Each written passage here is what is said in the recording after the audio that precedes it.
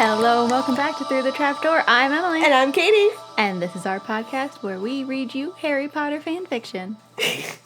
Katie's laughing because I just asked her what the intro was because I still didn't remember. Yeah, mom brain is hard. Listen, I'm tired. I've been up with her. If you hear small baby grunting noises, it's because Katie's holding the small grunting baby. I am. And her little unicorn socks. She just makes lots of noises. She's very wiggly. Yep. So I might be completely lost at points during this chapter because I'm not holding my pages. Instead, she's holding the adorable baby, but it's fine. All right. We'll put the picture up. Yes. I took an adorable picture of her. You might see the picture long before this episode comes out. Probably. Because both of us will forget to post it unless we do it today. Yes. All right. Last week we read about the Quidditch match happening, right? I think so. Yes. It was literally like less than a week ago that I was here reading this.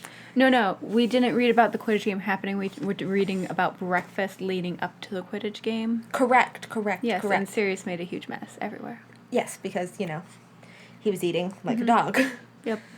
And then it was time for Quidditch. With a great sense of dread, Lily got up from the table and donned her cloak, following her friends out of the hall to the front doors of the school, where she took a deep breath before stepping out into the crisp, cold weather and what was almost certainly to be a morning of recreational torture. Ow! Sorry, pardon me, coming through. Oh, sorry, excuse me, sorry, pardon me.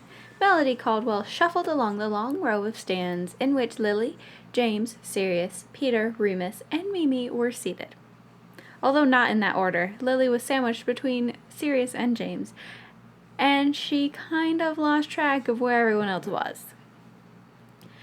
She plopped down quite a few seats away from Lily and waved at her friend rather awkwardly with a hand she was also using to clutch several sausages she'd swiped from the Great Hall before settling in to watch the game. I'm sorry, does this food stay hot after it leaves the Great Hall? I know on the table it stays hot because I already had my toast rant before we even started recording this about I hate cold toast. Does all of these people's toast stay warm once they walk away from the table? Yeah, I don't know. I would hope so, because cold toast is the worst. Unless it's like a thing, I don't know if we have anybody who lives in the UK who is listening to this right now. Tell me, do y'all eat cold toast? Do you? Is that a thing? Because I hate cold toast. I will throw out my other half of my bagel if it gets cold. I'll only eat cold toast if I'm eating eggs and put my warm egg on top of my cold toast because then the warm egg warms it back up. Well, that makes sense. And it's just like the toast was sitting there a little bit too long, but not like... Right. It's super cold.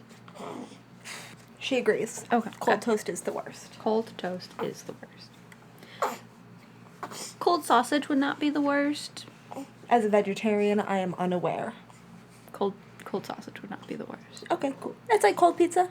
Yeah, it's like cold pizza. Not terrible, but not the best. Yeah, like, it's better warm, but you can still eat it without a problem. Alright, cool.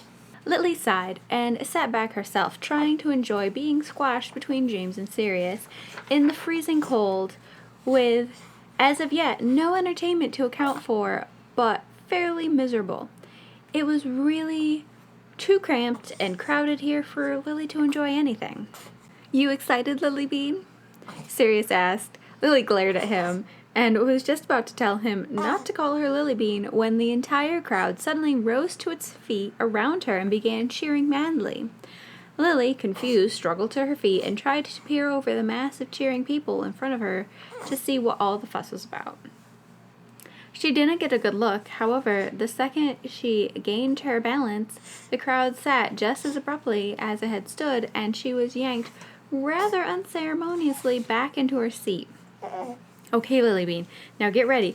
This should be a really good match, James said from her right. Lily sighed and stared blankly at the pitch where the game was about to start.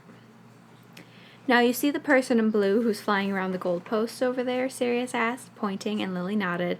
That's the keeper. He tries to... Oh, for heaven's sake, Sirius. I know the general rules. Oh, well then. That's good. Now I can actually watch the... What? What was that? You call that a pass? Oh, come on. I could see that interception coming 1,000,000 miles away. Lily jumped at Sirius's yelling and turned to James, bewildered, but he was shouting just as indignantly. What in the world is going on? Lily demanded. Your chasers are falling apart, that's what, James informed her. But the game just started, Lily cried. Exactly, Sirius agreed. It's pathetic.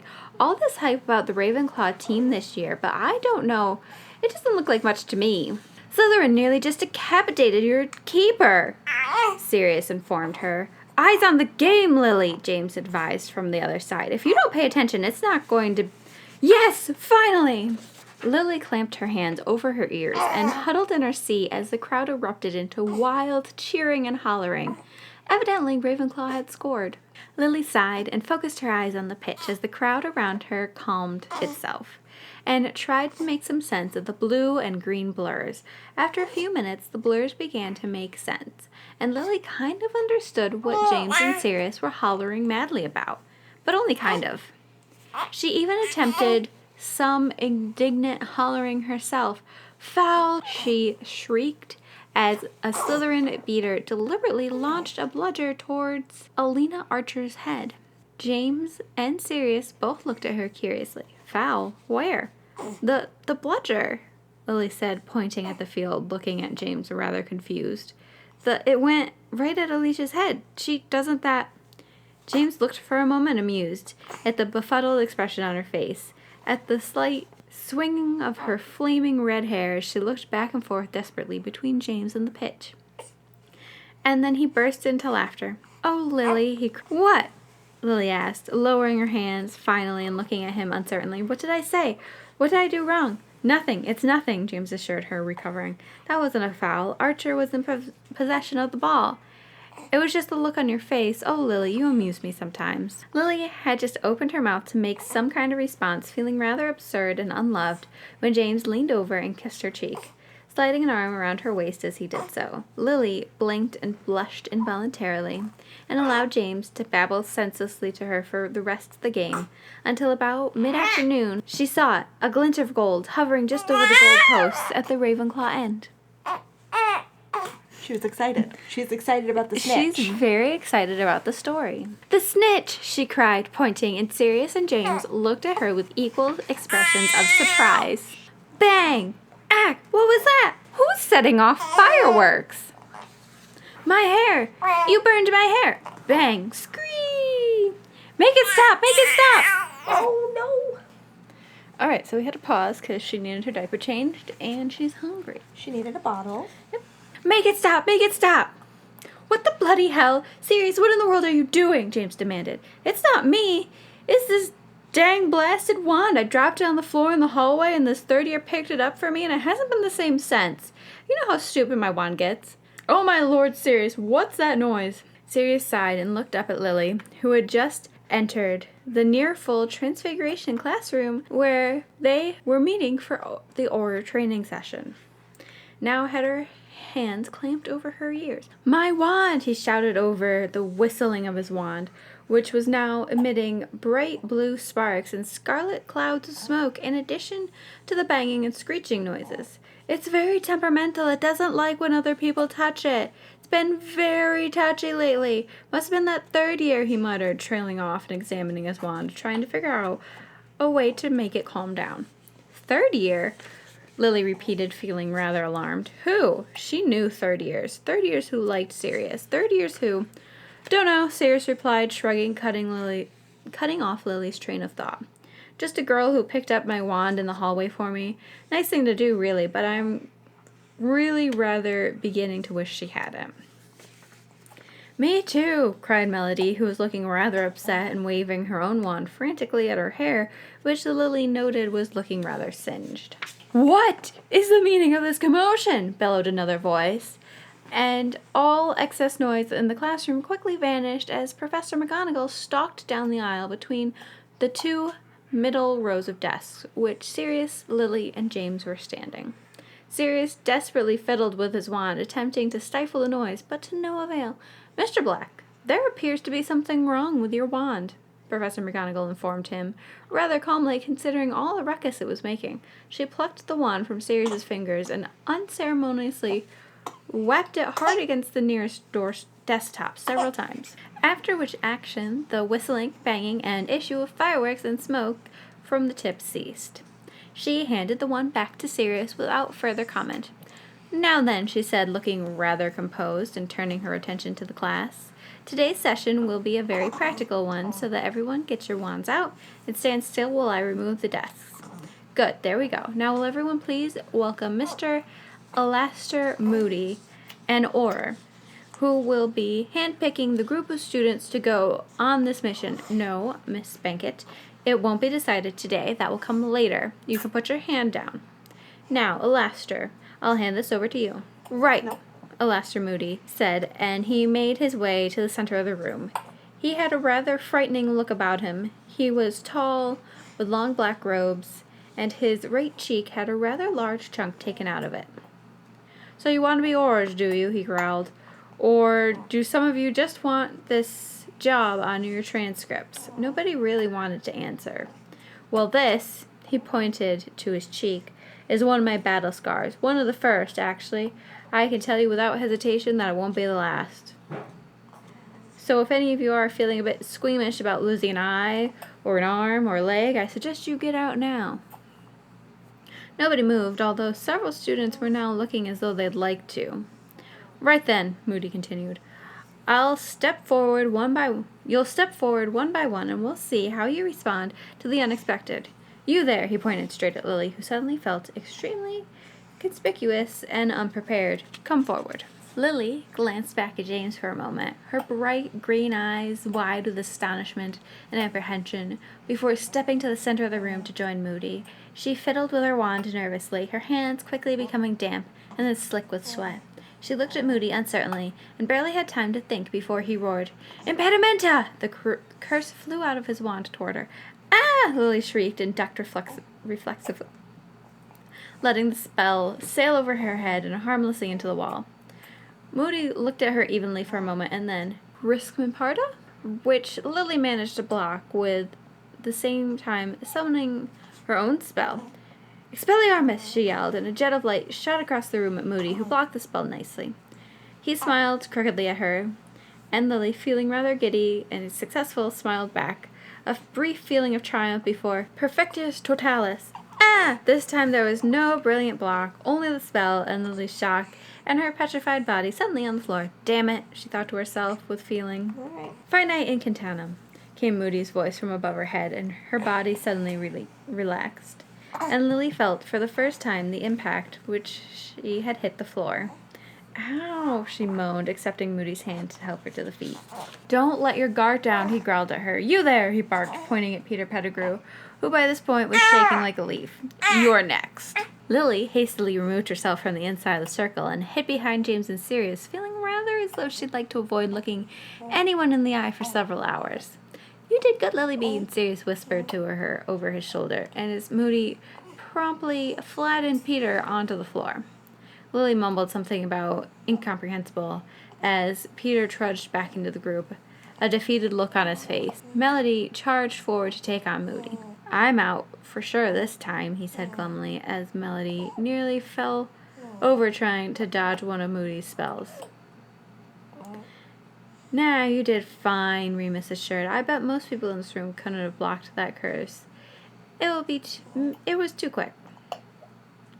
"Melody's doing all right," Peter mumbled, as Melody's brow, screwed up in concentration, fired 2 spells at Moody in succession, one of which was blocked, the other which rebounded on her, petrifying her on the spot. "See?" As it turns out, Remus was right. Most of the people Moody called forward didn't make it past the first spell, and even then it wasn't long before he took out most of them. There were a few who lasted a bit longer than Lily had, but Lily, in all honesty, by about midway through the group, was really rather feeling a bit cheerful about how she had responded to the unexpected. She and Melody had done about the same, and they both managed to successfully avoid 2 curses and fire at least one of their own back at Moody. As Moody continued through the group, the students were shocked to see him fire the Imperious Curse several times. No one so far had been able to fend it off. James, Sirius, and Remus, because of the direction Moody decided to go around in the circle, ended up being last. Remus only avoided one curse before going down and didn't manage to get off any of his own. James furiously blocked 4 successive curses before attempting to land 2 of his own and having his wand disarmed by Moody. And Sirius's brush with Moody was the longest of all. He dodged. I had to give up the baby. Yes, Ben came and took her because she was getting very fussy. We tried. There's only so much we can do. All right, let's see. I don't know where you were on the page, but at least I'm now on the same page as you. He dodged 2 curses before Moody landed a whopper on him, the Imperious Curse. "Jump!" Moody growled. "Jump!" At these words, the class looked expectantly at Sirius, whose eyes were glazed over, waiting for him to jump. Sirius did not jump. Instead, he sat rather unexpectedly on the floor. Moody looked more surprised than any of the students, and looked at Sirius rather as though he had lima beans shooting out of his ears. "Stand!" Moody commanded. Sirius promptly stretched out on the floor. Moody looked more startled than ever. "Roll over," he said, to which Sirius promptly vaulted to his feet and stood looking blankly at the wall. Now Moody looked rather alarmed and fascinated at the same time. "Say blue," he said in a tone which his voice suggested he'd really rather Sirius didn't say blue at all. "Yellow," Sirius said immediately. "Finite incantatem," Moody muttered, and Sirius wandered back over to where James and Lily were. Without being told, Moody looked rather perplexed. "Well," he said, "the list will be posted tonight. You may leave," he informed them, sounding extremely distracted and staring with his eyes unfocused at the wall as the students filed out of the classroom, whispering excitedly about the session and especially about Sirius. Peter, as it turns out, did not make the list. However, neither did Remus, which seemed to cheer Peter up considerably. James and Lily both did, though, as well as Melody and Sirius. Also on the list were Mimi, Matt, Adam Johnson from Ravenclaw, Arabella Figg from Gryffindor, Frank Longbottom, Alice Holmes, Michael Watts, and Naomi Collins from Hufflepuff. And such unpleasant names as Severus Snape, Lucius Malfoy, and Sally Parkins, and Vivian Horvath from Slytherin. In the end, only about half of the list would be able to go, but even to have made it this far was something of fantastic accomplishment for the 6 years. On the last Sunday of January, Lily was to be found curled up in a large, cozy chair in the back of the library, reading an edition of Quidditch Weekly, which she had stolen from James's bag that morning in potions, tucked inside her copy of the Daily Prophet as to avoid ridicule from James, Sirius, or any other Quidditch-playing persons who seemed to enjoy taunting Lily madly about her newfound interest in the sport. Of course, the whole point of sitting in a large chair in the back of the library was to avoid being found, but this hardly seemed to matter, as her friends always managed to find her no matter where she hid. It was no different this Sunday, the moment Lily lost herself in an extremely interesting article about the Tuthill Tornadoes, a team which Lily was growing increasingly fond of, for no apparent reason, and despite their rather lame overall record. Melody plopped into the chair beside Lily and sighed pointedly, forcing Lily to look up from her magazine. "Yes," she said rather impatiently. "Lily," Melody began in a tone that suggested she was ready to have a rather long-winded conversation centered mostly around herself and her insecurities. "Do you think I'm shallow?" Lily blinked. "What?" she asked, thoroughly confused. "Shallow? Who called you shallow?" "No one called me shallow," Melody said defensively, although it was obvious someone had, otherwise she wouldn't be worrying about it. "Uh-huh," Lily said in an extremely skeptical tone of voice. "You haven't answered my question," Melody pointed out, resting her head on the arm of the chair. and looking up at Lily rather glumly, as though she knew the worst were coming. "Melody," she said in some exasperated tone, the same one that she used when Mimi began complaining that she was fat and needed to lose weight. "You're not shallow. You hang out with me. For heaven's sakes, I'm a complete dork." "You're not a dork," Melody exclaimed, sounding rather surprised. "Shh, don't try to take away my dorkiness from me. I'm a proud dork." Melody rolled her eyes. "If you say so, Lily." "And I do." Melody smiled and then sighed, looking miserable again. "Lily, are you sure I'm not—" "Melody, you are not shallow. What is all this? Where did this come from?" Melody sighed. "It's really nothing. It's just serious." She cut herself off suddenly, little pink spots appearing on her cheeks. "It's nothing." Lily threw her head back and groaned. "Melody, you do not have to take everything Sirius says to heart." "But what if he's right?" Melody cried. "What if he's right about me? You know how Sirius is. He may act like a total idiot, but he sees through people. At least he sees through me," she said softly, staring at the floor. "What did he say exactly?" "Nothing," Melody mumbled, staring pointedly at the floor. "Melody," Lily said matter-of-factly, "I know you're going to tell me what he said, and you know you're going to tell me what he said. We both know why you came down here in the first place, so just spit it out already." Melody sighed. He said I'd changed. He said I worried about my appearance more than I used to.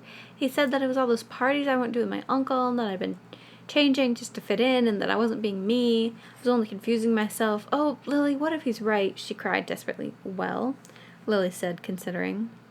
"Let's think about it logically. Melody, you're a teenage girl. You have a right to develop a healthy interest in makeup.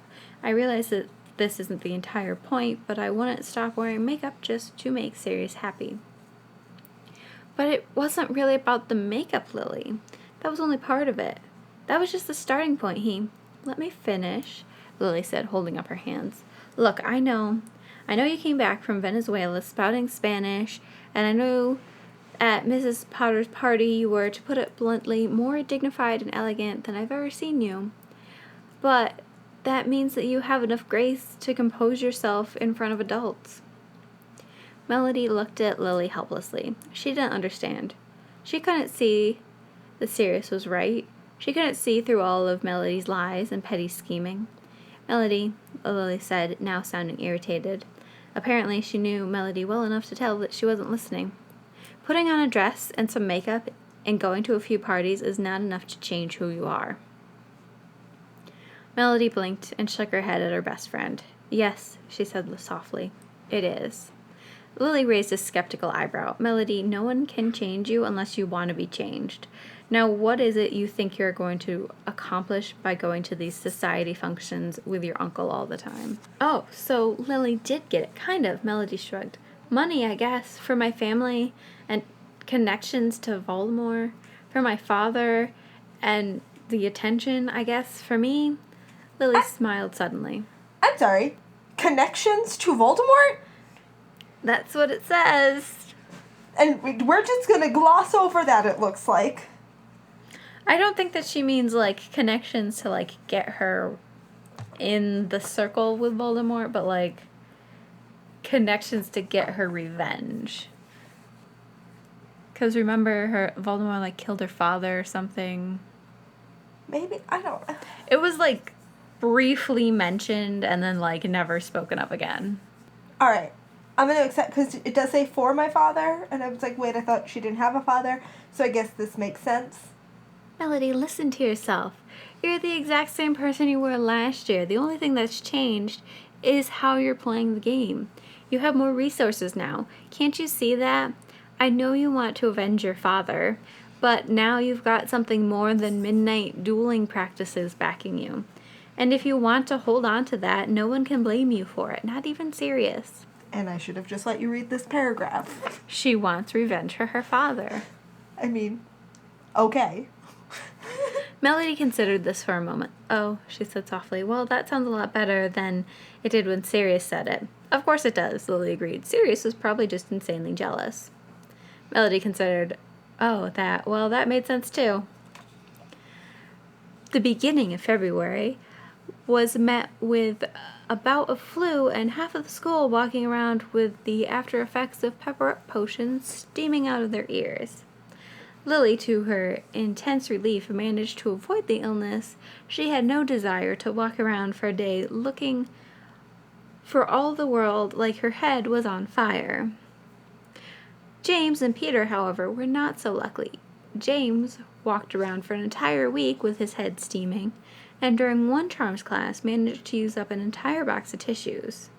Sirius, and the rest of the Gryffindor Quidditch team for that matter, chose to give James a rather wide berth when he walked to class that week, as none of them had desire to be sick for the match against Slytherin that was to take place the following week. As it turned out, James was not the only Quidditch player to be struck ill.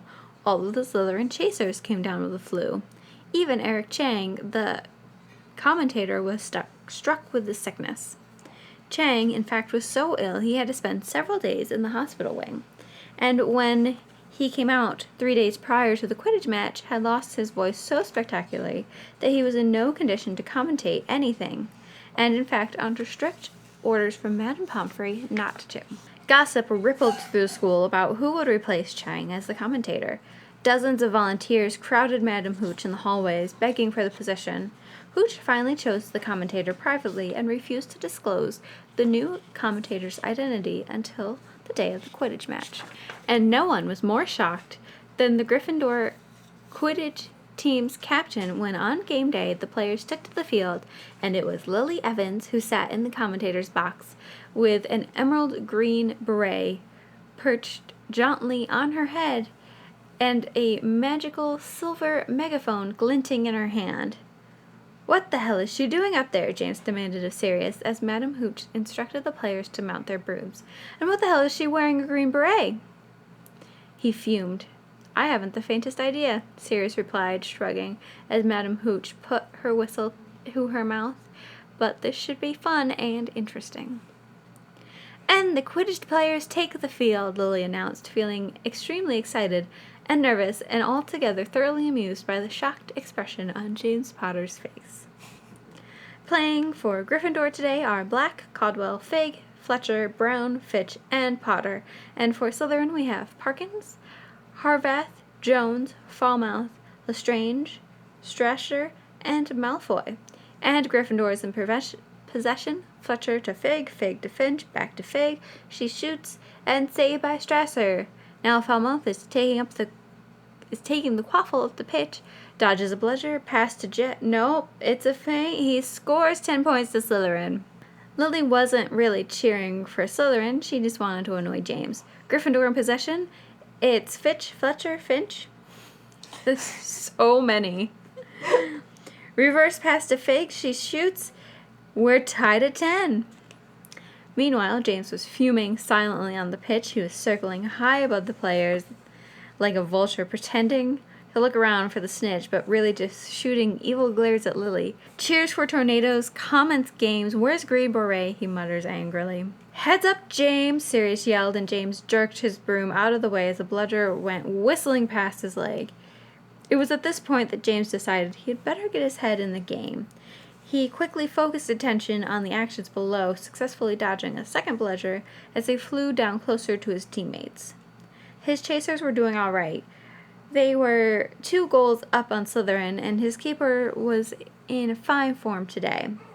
Despite that first goal, and Melody and Sirius, well, they were being Melody and Sirius, doing work of about 10 beaters, giving Gryffindor the definite edge as usual. Lily seemed to sense this, and, well, the Gryffindor beaters are doing a fantastic job of bombarding their opponents. Both Seekers continue to be completely useless as we begin the second hour of play. Yes, Lily. Yes. The Seeker is pointless. When one person is control of the whole team winning the game, the fuck? Yep. It's not a team sport. Yep. Well, it is Friday that we're recording this, so fuck Quidditch Friday. I guess it is.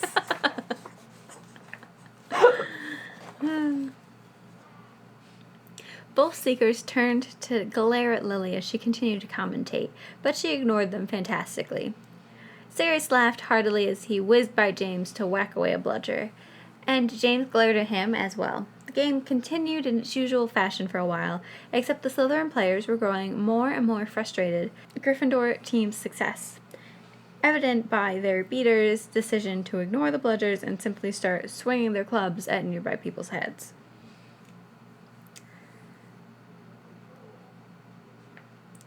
And it appears the Slytherin beaters have given up on strategy and decided to swing their clubs at anything that moves, including their own players. What? Professor McGonagall, it's the truth! Lily tried as the Transfiguration teacher turned to scold her. Anyway, Gryffindor scores yet again, no shock there.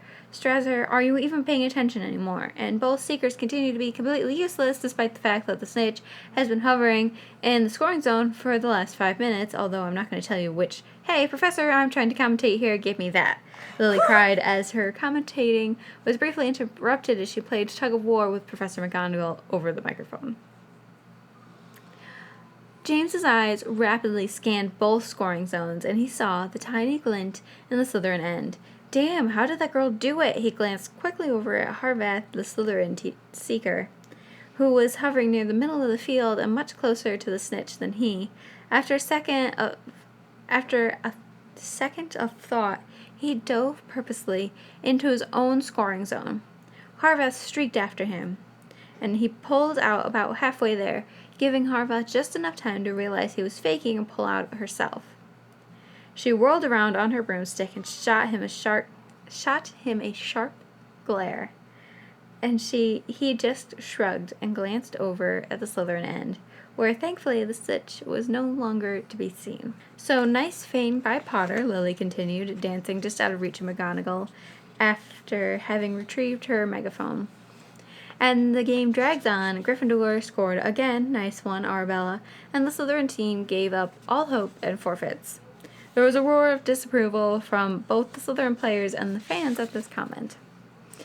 Miss Evans! Professor McGonagall shouted so loudly that her voice was picked up by the megaphone and distributed across the stands. Unbiased commentary! Do you hear me? Unbiased. Oh, come on, Professor. They don't have an ice cube's chance in a dragon's den. It's utterly hopeless.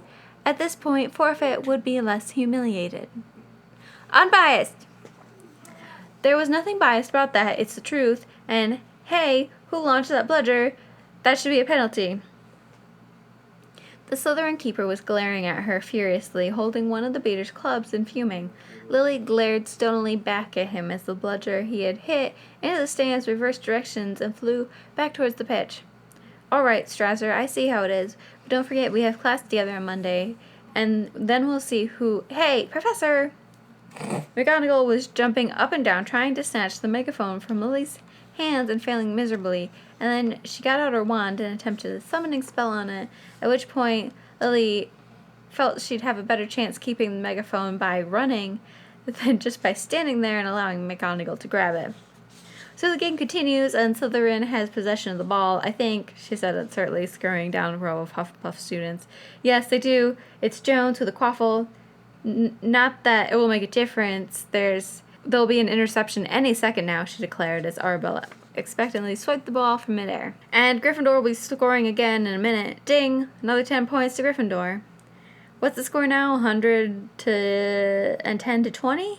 Something like that. She continued jumping down to the bottom row of stands and streaking through the Slytherin section as fast as her legs could carry her. Don't kill the messenger, guys. Come on, it's the truth. Hey, hands off the scarf, sore losers. Safe in the Gryffindor section for the moment, she paused to breathe and continued commentary. I wish Lee Jordan ran through the stands with the megaphone. Me too. That would have been a scene I would have loved to have read. Oh, that would have been fantastic. And wow, that was miraculous. Slytherin scores. That's okay. Anthony, you can just take a breather now. Potter's bound to start looking for the snitch sometime soon. At that point, Lily decided it really wasn't safe in the Gryffindor section after all, half because the fans were glaring at her and half because McGonagall had finally caught up with her. She scurried off to the Ravenclaw section. And Gryffindor's in possession again. Wow, that block by Strasser. That's amazing. And Slytherin's in possession. No Gryffindor, no Slytherin. Okay, it's a tug-of-war. Lily reached her original seat and stood for a moment, breathing heavily, trying to make sense of the game in front of her. So Gryffindor leads Slytherin 130-30, and the game had better end pretty soon because I don't think I'm cut out for this kind of exercise today, she panted. Then received a humongous shock as James turned abruptly in midair and dove right towards her. It took Lily a moment to register that in fact the snitch was hovering right in front of her face before James snatched it out of the air and stopped his broom abruptly. He smirked at her and gave her a kiss on the nose before turning around and flying back to his teammates. I don't believe it, Lily breathed into the microphone, her green beret slipping sideways off her head. James Potter caught the snitch. It's over. At that point, Professor McGonagall had caught up to her again and snatched the megaphone away for the last time. Miss Evans, she bellowed for the entire school to hear. Detention! There was no Quidditch in March, at least none at school. Most of Lily's free time was occupied by the Wizarding Wireless Network and its many wonderful broadcasts of tornado games. James, a Warbin Wasp fan, did not entirely approve of this behavior. Other than a few scuffles over Quidditch and a few grueling potions tests, however, March passed without much event. The snow melted away into a drizzly, cold, rainy, near springtime weather, and the sun peeked in more and more frequently above the castle, chasing away some of the lingering chill in the dungeons and warming the walls of the greenhouse. Although the castle was becoming much more pleasant to inhabit, there were still a few freak flurries of snow, but none of them stayed on the grounds longer than an hour or two before they were melted away by sunshine. And so winter melted into spring, and March faded into April, which, as it turns out, was a much more interesting month. And that is where we end for today. That is where we're done for today. All right. Do you have any final thoughts? She went to one Quidditch match and full-on jumped on the bandwagon. Yes, she did. Like, full tilt. All the way. And I really don't want to listen. I wouldn't want to listen to Quidditch on the radio. No, that'd be awful. Absolutely terrible. On that note, I think we'll see you guys next week. See you next week. Thank you so much for joining us on our journey through the trap door. Please leave us a review on Facebook or iTunes. It would literally mean the world to us. It really would. You can find us on Facebook and Instagram at Through the Trapdoor 16 or on Twitter at The Trapdoor.